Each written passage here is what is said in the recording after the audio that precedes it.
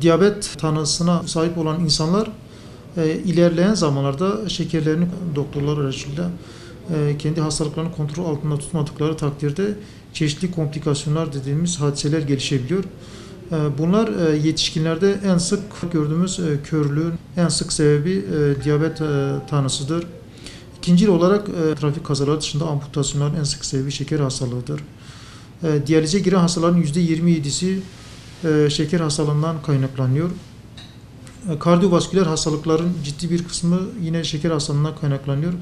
Artık diyabet hastalığı bir kardiyovasküler hastalık olarak kabul edilmektedir. Tabii ki bunların kontrol edilebilmesi için kişilerin öncelikle kendi diyetlerine, halkın diliyle şeker oranı yüksek olan gıdalara dikkat etmesi gerekiyor. Tabii bunlardan önce en önemlisi bence şudur. Kişinin günde en az bir yarım saat 45 dakika gezip dolaşıp hareket etmesi lazım. Bizim yaşlı insanlarımızın genelde öne sürdükleri bahane şu oluyor. İşte havalar güzel değil, kıştır, dışarı çıkıp gezemiyorum. Ben onlara ev içerisinde gezip dolaşmalarını öneriyorum. Sabah, öğle, akşam 5'er dakika, 10'ar dakika, 15'er dakika. Yani kişinin hareket halinde olması ona en az bir 2-3 ilaç kadar etkili olabiliyor, faydalı olabiliyor. Hocam o zaman şunu diyebilir miyiz? Diyabetin en büyük düşmanı hareketsizlik. Yani en önemli sebeplerden birisi hareketsizliktir. Özellikle hareketsizliğe bağlı olarak da artan obezite şeker hastalığının daha genç yaşta görülmesine sebep olmuştur. Bir 15-20 yıl önce şeker hastaları genelde 55-60 yaşlarında tip 2 diyabet 55-60 yaşlarında çıkarken ancak şu an bakıyoruz ki 25'li 30'lu yaşlara kadar bile şeker hastalığı düşmüştür. Özellikle işlenmiş gıdaların tüketilmesi, karbonhidrat oranı yüksek olan gıdaların tüketilmesidir. Tabii ki şeker hastaların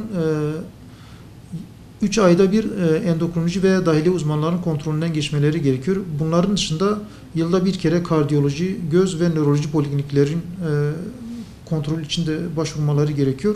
Diyabet bilekliği kişinin kan şeker yüksekliği yaşadığı zaman veya hipoglisemi dediğimiz durumu yaşadığı zaman etrafındaki insanların onun bilekliğine bakarak onun diyabet olduğunu anlamaları, gerekli mercilere, gerekli merkezlere, gerekli sağlık merkezlerine başvurmaları, gerekli müdahale yapabilmeleri için o bileklik üzerinde bilgiler barındırıyor. Bu da hastanın yani ağır komplikasyonlar yaşamasına engel olan bir bilekliktir yani.